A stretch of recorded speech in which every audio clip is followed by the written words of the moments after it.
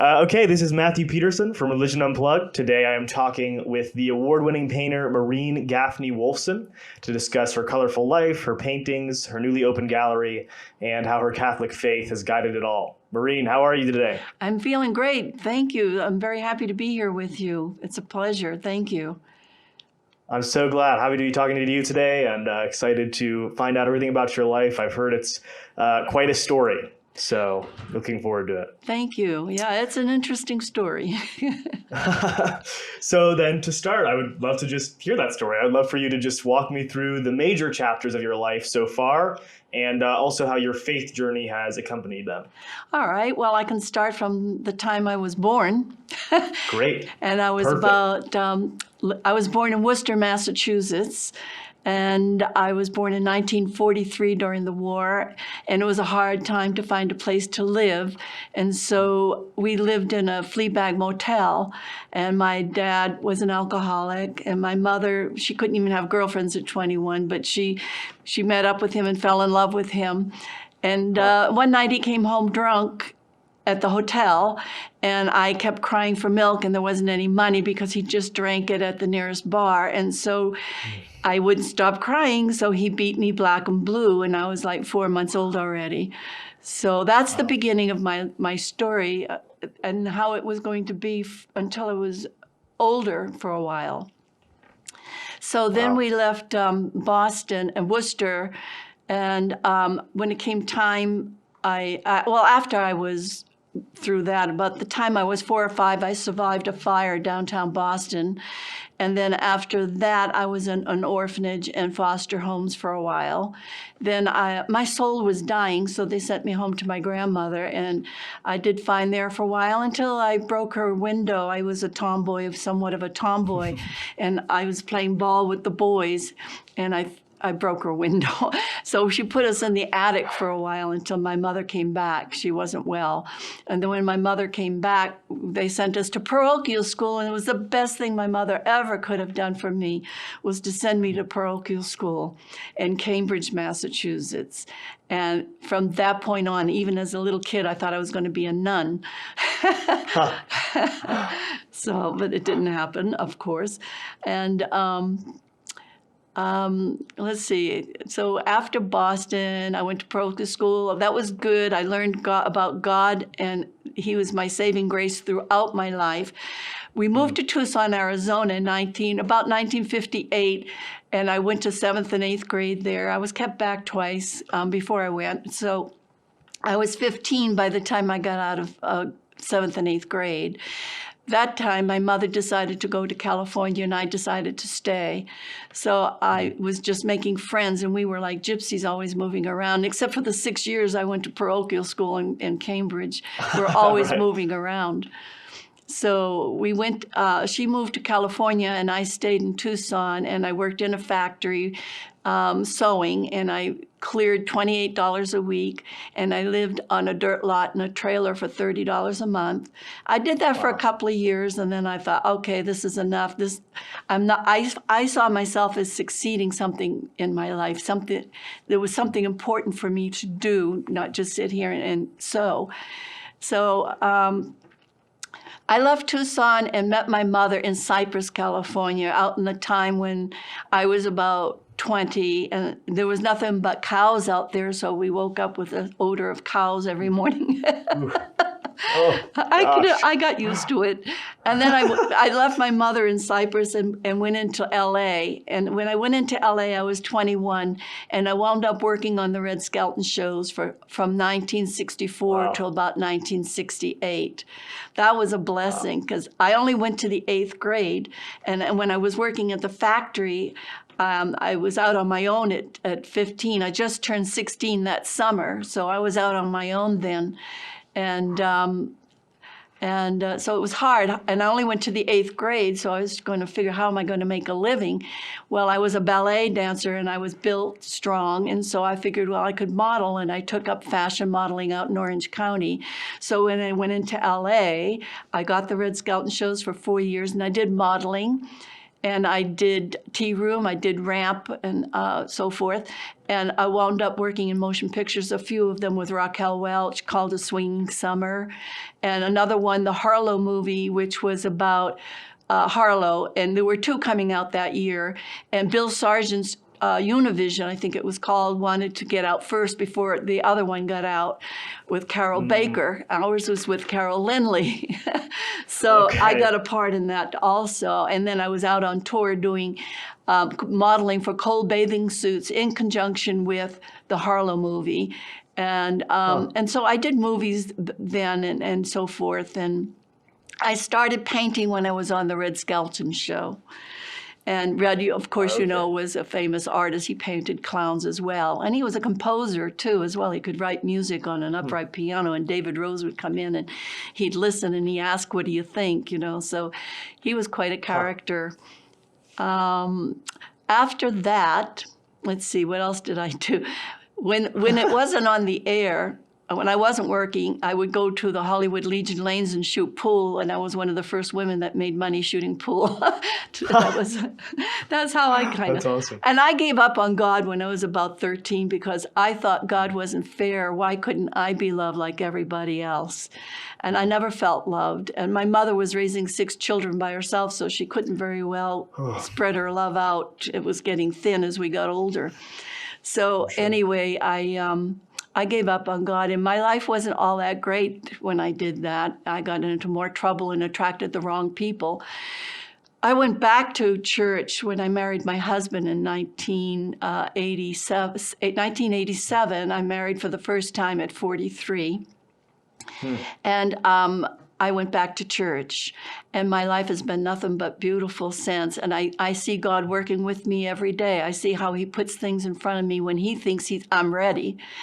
And it's working, and so now I know how to see God and how he works, and what he's given me, and how much he's given me, so much. God is in my paintings and God is in everything that I do in my gallery, because it's all about God's creation. We are God's creation. The earth is God's creation. The talent that we all have is God's creation. He knows your talent, and he's going to help you. If you're positive, you stay positive, he'll help you through it. If you get negative, there's nothing much he can do, but you got to want to do it. So I have in my paintings, well, to tell you the truth, I'm a lyrical artist. I tell a story in all my paintings. So there's a story about life and everything, and some very personal. And I use a lot of color, and the color makes your eyes move around. But in my world, they say, why do you paint so many different subjects? I said, I'm not. I'm painting God's world. You're God's world. My story is God's world. I paint a lot of subjects because it's God's world. And so, you know, I don't stay with any one thing except telling a story and using color, but I have something to say in everything I paint. And it's coming through what I believe in, and God in giving me the talent to do that. Yeah. Yeah. Well, that's beautiful. And there's obviously your life has been so fascinating. I feel like I could ask probably 30 questions about every sentence you just said. But I'll choose like 3 things. All right. Was your first experience with religion of any kind, was that at this school that you started going to with your mom? Basically, did you find out about religion and then immediately want to become a nun, or was there some kind of work up to that? My first I learned about God was when I went to parochial school, and I was already a sad, sore sight already, because I'd been in orphanages and foster homes, and I felt I had been abandoned. So by the time I got to parochial school, I felt secure. I felt I liked the religion. We started every class. In parochial school that I went to, all the subjects were in each class, one class. We never left to go to a different classroom for a different subject. But we would start off with saluting the flag, and then religion was the first subject. I loved it. I enjoyed it. And I had art. they gave us little postcards of the blue boy and the pinky, and I was being introduced to God, something I could believe in or that I found great interest in, and I found that it enlightened me and gave me hope. And then with the art too, I learned about the art also in school, at grade school. Right. God came into my life young, and I think it's important that if you can get it into your life, God into your life young, it's going to help you. When I gave it up at 13, it was because I thought maybe God wasn't being fair. I was getting older, and my mother was working, taking care of kids. We were raising ourselves, and so I didn't feel loved. And I go, why, God, can't I be loved like everybody else? Well, little did I know at 13, there's a lot of families going through things like that, but you think you're the only one, you know? Right. And so there it was. And I even though I gave it up, even when I was in showbiz, I would still go to church every so often and ask God, what am I doing wrong? How can I make it better? And then I'd walk out and forget about it again. But he was still with me. He saved me. He has saved me through all the turmoil I went through by not believing in God and attracting the wrong people. I've almost been killed a few times. I've tried suicide 3 times, but I got through it. And he said, no, you're not, it's not your time, you're not going yet. I still had something to do, and I know he had something for me that must be important for me to do, and that's why I'm here, because I raised myself. My mother didn't have time to raise us. So we're raising ourselves, and good luck. And she gave us so much freedom because she never had any freedom. She couldn't have girlfriends at 21. So she gave us a lot of freedom. She said, I'm giving you freedom because I never had it, but she gave us too much freedom. And she was only there in our lives a few hours every day, and that was it, because she was out working. And I left school young, and then I was out on my own at 15. I just turned 16 July 1st, so it was that summer I turned. Wow. And I was out there working. And so that's the answer to your question. I love God. I believe in God, and I went back to God, and God has been showing me the way and showing me He's there. Yeah, that's wonderful, and I'd say amen to all of that. And I'm wondering, because you talk about how so much of your painting now is a way that you connect with God and is a way you honor God's creation. But you also said that you started painting when you were still kind of rebelling against God and still kind of running away from Him. So I'm curious why you started painting to begin with, and then kind of how that changed, how painting, its role in your life changed after you did return to your faith. Well, I started painting while I was on the Red Skelton show out of heartbreak. It was therapy for me. And then it became a hobby, and then it became a career. So I have been painting since I've been about 24, 25 years old. A little late, but I was always creative when I was very young, but no guidance, I didn't know it. So I've always been painting, and I forgot, what was the question you wanted me to refer to? I forgot. Totally fine.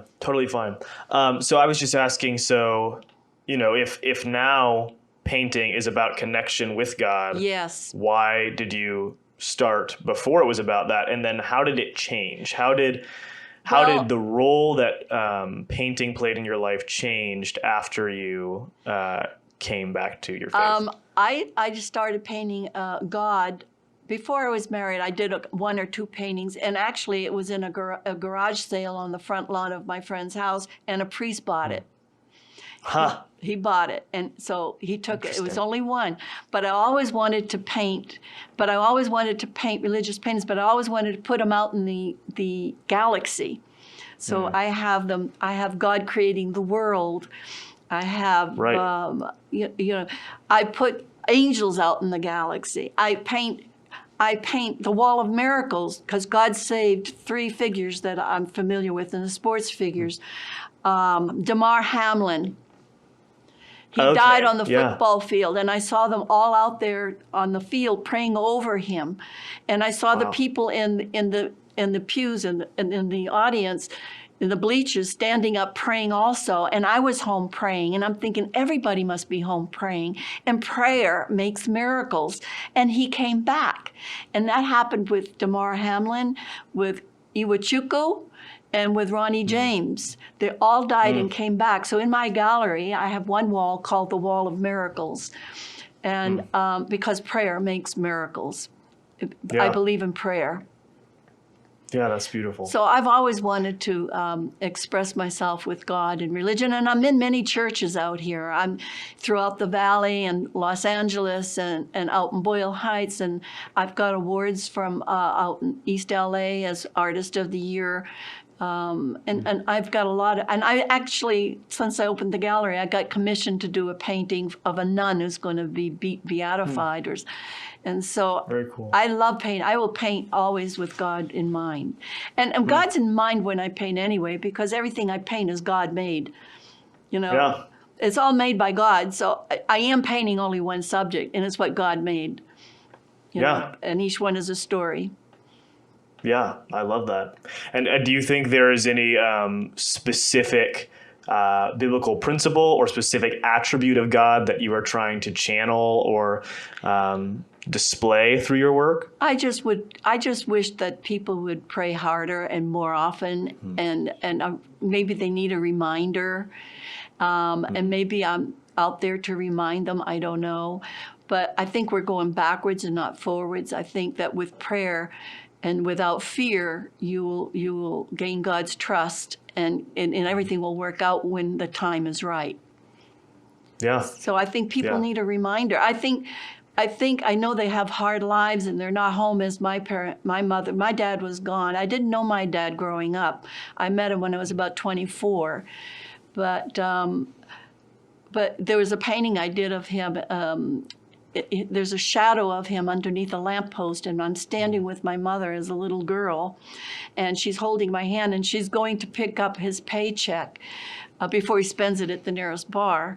And so that's how I remembered him, as a shadow on the ground. I didn't see his body standing there. I saw his shadow because I'm 3 years old. I'm low to the ground. So that's probably all I could see. I didn't look up, you know. And so I remembered him only as a shadow. And then later I met him when I was 24, and I made peace with him. I wanted to know him. I didn't care what he did. And, you know, and that's the whole thing. We're all going to go through something in life that's difficult. That's what it's all about, and that's to make you stronger. So I got weak for a while, but I got back up and I kept on going, and I've done that a number of times. But I don't think I need to do that anymore, because I know I have God in my life solidly, pure fruit. I can't express it. He's there. It's solid. Solidly, that's the word I'm looking for. It's there, and I'm not afraid anymore. I have him. I'm not alone. He's there, and I think people need to know that. They've forgotten. They're working jobs. They're not thinking about the love they need to give to their children, and they're growing up with the same way I did, that with very little love, because there's no time for it. You're going backwards. Don't chase the money. Love your children, and God will find a way. Yeah. And I was going to I fear you just answered the question, but I just want to give you the chance if you have anything else you want to say about it. But just going right off of that, why do you believe that it is so important that specifically Catholics and just members of Christendom at large, followers of Christ, why is it important that they are creating art and they are specifically that they are painting? What do you think that accomplishes for the kingdom of Christ? Well, first of all, you got to believe in the Bible, you know, and then secondly, art. If you lose your art, you've lost your culture. So you can't lose art. It's your culture. You take that away, you won't know who you are, what's going on with. And if you don't believe in the Bible, you're totally lost. There's nothing left. And this is the Bible. Our life is the Bible. It is what he made of it. This is what God made. He made the planet. He made us. He made the Bible. You know, it's Right. you got to have that. And without that, you're going to be very negative. You're going to be very down on yourself. You're going to have a lot of fear. You just got to love each other. And we're not loving each other now. We're fighting each other. And that's not a good sign that they're going the wrong direction. Yeah. And do you believe that paintings can show and communicate love in that way? I find that in my gallery, I have a number of paintings, religious paintings, God creating the world and so forth. And I'm finding people enjoy it very much. It's especially the people that believe. And those that don't, maybe they'll change their minds. I have the Unified School District going to bring in 7th and 8th graders into my gallery to see my work, and maybe I can help them. I want to help the younger people because they're the next generation, and I want to send the message and hope they'll pick it up. Right. Yeah. I love that. But I had many paintings in churches. I've painted Jesus as black and white. I'm in Baptist churches. I'm in Protestant. I forgot what it's Episcopalian. I'm in Catholic. I'm in a lot of churches in California. I've had the priest come from Boyle Heights, Catholic priest, and bless my gallery. I had a rabbi come and bless my gallery because I believe all religions are good no matter what, as long as you believe in God. And I had a Black Baptist preacher come and bless my gallery. And so there you go. I believe in God. Yeah. I've got him here with us. Yeah. And you began to talk a little bit about, you have schools coming to visit you. Yes. And I've heard that, those are some of your big passions is children and education. And so I'm just curious, how has making art and how has this gallery enabled your ability to better connect to those things that you're passionate about? Well, of the Unified School District, we're planning on it now. They got to get permission and all that other stuff. But they asked me if I would do it, and I said absolutely, I would love to do it. So we're in preparation of that now. And what was the other question? What was? Just how has making art in general and well, in general, how is that? Yeah. For the kids in general, I think it's therapy too, because a lot of these kids are confused today. Sure. So I see them believing in God when they see the paintings, maybe and hopefully. I would love to see them be creative so that they can paint or play music or sing. You see all the singers there are today. They all are out there expressing themselves. They need that. And as therapy, and it's another form and another way of them to express what they're feeling, and they need to get that out. It's very important they get that out. For sure. Yeah. For sure. So I mean, I'm really interested in how the gallery works, and I believe you opened it in December. Is that correct? It was December 2nd. We had a fabulous turnout for both nights, Saturday and Sunday, Great. 2nd and 3rd. I have over 300 paintings on display. I stopped selling my paintings after a certain point, and I started keeping them, and I wound up with over 300 pieces that I have now. I'm 81 years old, so I'm now ready to find good homes for them. So, God may keep me for another 10 years, 20 years, I don't know. But I think it's now that I start thinking about finding good homes for them. And that's why. And the gallery happened. I had no plan of ever opening a gallery. God put it in front of me. It was there. It was like I put my paintings in this big room, which is 4,000 square feet, and I put my paintings there for storage for a while, a few days, and all of a sudden, it was a whisper to Stephen, my husband, and myself. why not do a gallery as long as they're there? So we Very built this cool. gallery, and we put up all the walls, and I put up pretty much all my 300 and over 300 paintings, going from 1976 to now. So Wow. yeah. So I have, Wow. and they're landscapes of, I did a whole series of the girl on the bike. She's wearing a yellow dress, and she's got a bicycle, and I did one for each month.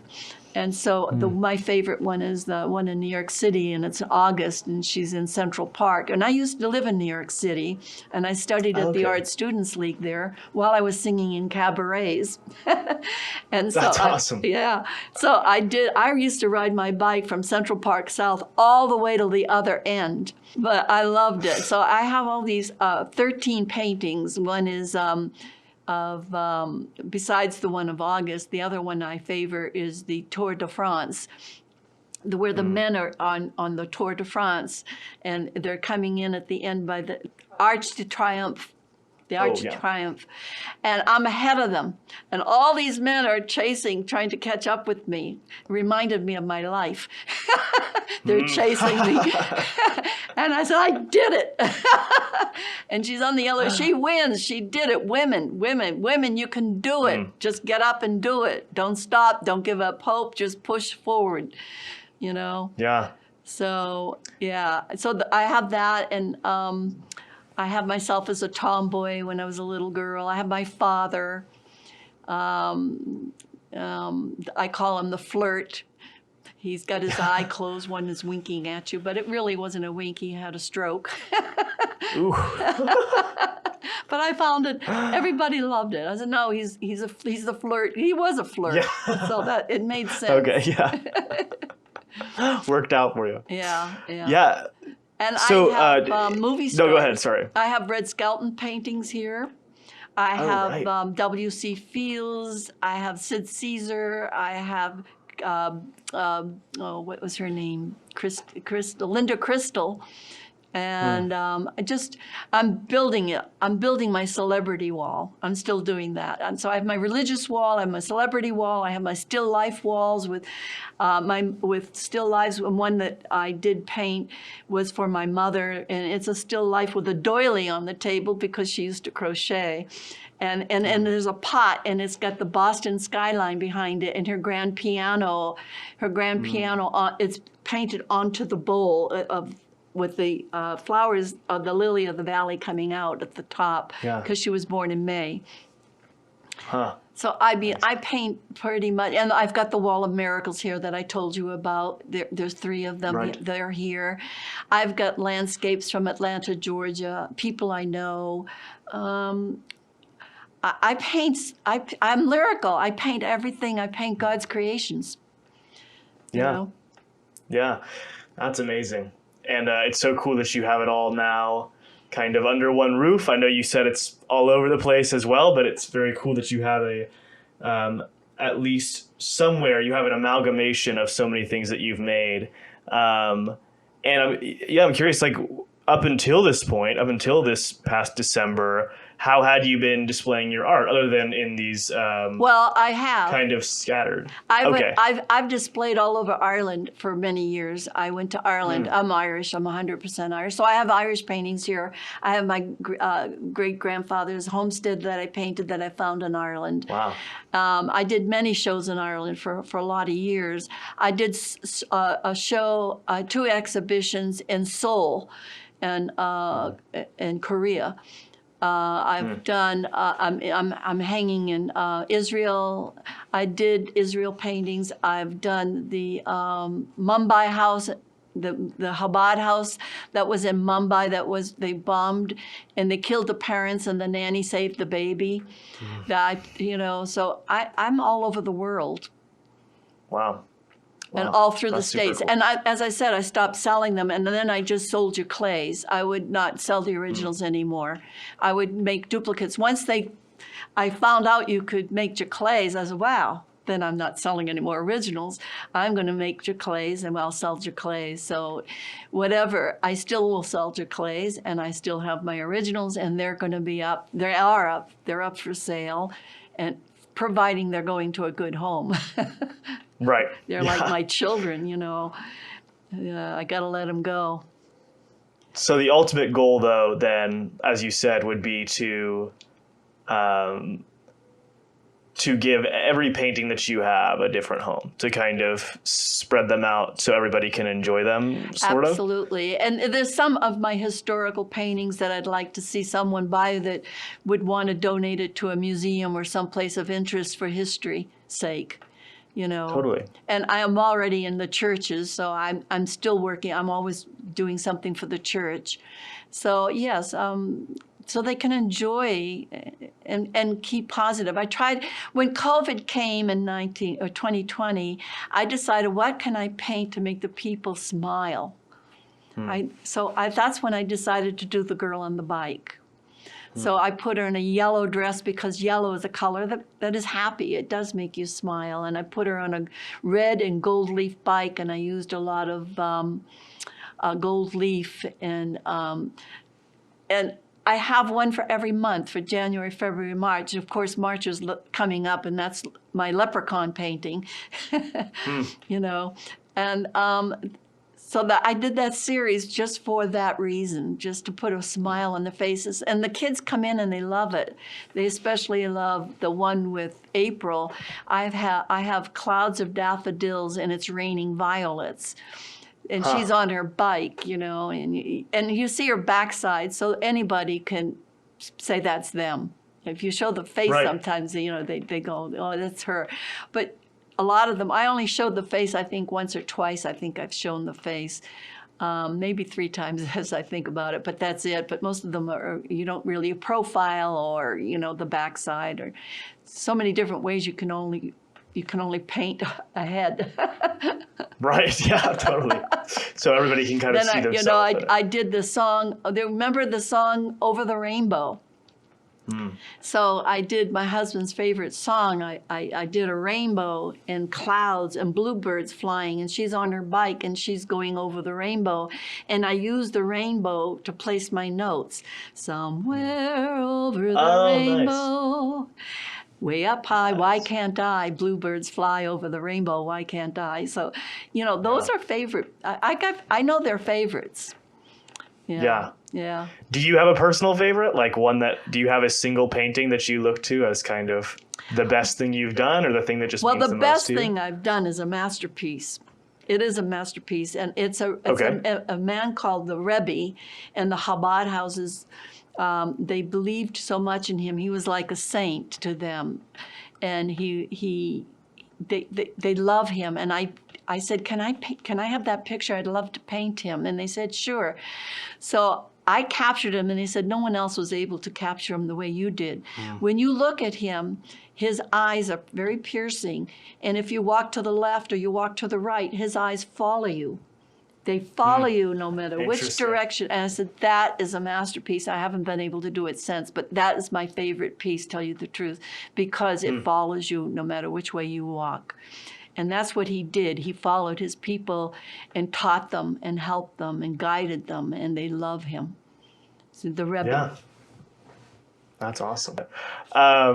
What are you working on right now? I'm assuming you're still painting. What are you painting now? Well, right now I'm working on the commissioned piece I was asked to paint of the nun. So I'm working on that. I'm also working on Latino painting. So I did a painting of Frida Kahlo. Okay. And Diego, and I did it on a metal painting that was Art Deco, and it's a whole story. But anyway, it's Art Deco with Mexico, so I mixed cultures and eras, and and so I have all these frames that I've got that are antique frames, classical frames that I'm going to incorporate into my painting. So they become also a part of the painting. They're not just framing it and making it look pretty. It's going to be part of the painting. So that's what I'll be working on as soon as the rain stops. Yeah, right. So it's hard to, you have like a studio? I have a studio. Somewhere. It's in my home, and it's in my living room. Cool. So you're walking into my studio, not my living room, and it's because I have the skylights there. I have natural lighting. So they wanted me to come here and open a studio here, but I don't have that kind of light There's no, Right. yeah. It wouldn't. I don't Totally. want this. I want natural lighting. Yeah. Yeah. Um, and so do you work on multiple things at I once usually? do. Like, is this pretty normal? I do. I'll tell you why. I have one part of the room is oil painting with one easel, and the other easel's on the other side of the room with our acrylic. Okay. So Nice. it takes time for the oil to dry. So the oil could Right. take 3 or 4 days or more before I can touch it because I have to glaze over it and then paint again. And then Right. let that dry and then glaze again, especially portraits. So now, while that's drying, I can be working on acrylic because my mind can I can study the other one for a while before I even go near it again. And so I'm back and forth between oil and acrylic now. Yeah. Okay. That makes a ton of sense. I've done a little bit of oil painting in the past, and every time I do it, I'm always thinking to myself, surely it's not supposed to dry this long. Surely no real painters wait for this long. So it's very helpful to me to have a real painter say, no, it does take a very long time for oil paint to dry. Van Gogh's paintings are still drying Wow. because he painted so thick. This is what I read. Now, this is a few years back, but that's what I read. Even a few years back, that's a long time. And it's Yeah. not that far long ago. I'm talking maybe 3 or 4 years ago, I read that they're still drying. So, but yeah, oils That's take, incredible. but you can put a dryer in it, but it's going to crack. I'm afraid to use it Right. because I might use too much, and I don't want to play Sure. with that. Sure. Yeah. And I'm glad you bring up Van Gogh because I think you have a painting I saw of you and Van Gogh. Okay. And I think it's entitled "He Was My Beginning." Is Yes. that right? Is that what it's called? What it is when I first started painting, I copied Van Gogh. That's where my head was Okay. at. I was as crazy as he was, and I related to him. So I started painting, copying Van Gogh. I did his chair with the pouch on it, and I did the old man sitting in a chair like this, and that's where I began painting. I started copying Van Gogh, and that's why I'm now the painting you're talking about at the easel, Van Gogh at the easel. I've done that one painting before, and I sold it immediately to someone in New York who Okay. owned a hospital in New York on 57th Cool. and 6th. He bought it, and then I did this one for the second time, but I put me in it to tell you this is where I began. This is where I started copying Van Gogh. Yeah. Yeah. Okay. That's very cool. So he's Yeah. been clearly. I very love Van Gogh. inspiring I feel so bad. I felt so bad. I'd done another painting of him where I'm sitting at a table talking to him, and behind the table is a painting of the field where supposedly he shot himself. So that's in the background, and that he's on one side of the table, I'm on the other side, and I'm holding his hand, and I'm telling him I'm having so much compassion for him, so much empathy that I feel so bad that he had lived such a sorrowful life, and that he couldn't sell one painting until after he was dead. Then they were selling for millions. I felt bad for that, but at least he got his recognition. Yeah. He got his very recognition. cool. He deserved it. He was quite an artist. Yeah. That's very, very cool. So, I mean, you're 81 years old and you're still clearly have plenty of energy. You're still yeah. painting.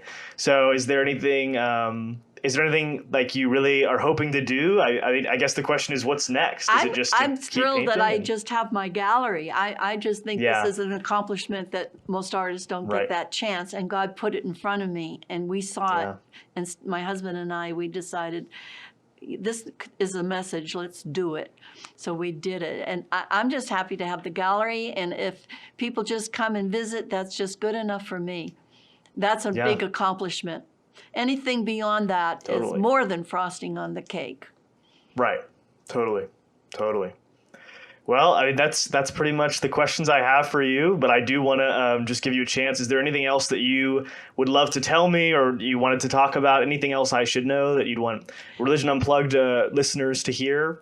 Well, Matthew, all I can say is you're very handsome, you're very charming, and you're a good listener, and I appreciate you bringing me on to Unplugged. And what can I say? It's been quite a journey here with you. Thank you for being in my life. Well, thank you so much. It's been a really great opportunity for me and a really good conversation, and on behalf of me for the nice thing you said about me, and on behalf of Religion Unplugged, we're just so grateful we could talk to you, and thank you so much. Maureen, where can the people find you? How can people get connected to the gallery? My gallery is Maureen Gaffney Wolfson. It's at 19860 Plummer Street in Chatsworth, California. And you can go on my website, Maureen Gaffney Wolfson. And there's a phone number, and you call and make an appointment and just come in. Awesome. All right. Thank you so much, Maureen. Thank you.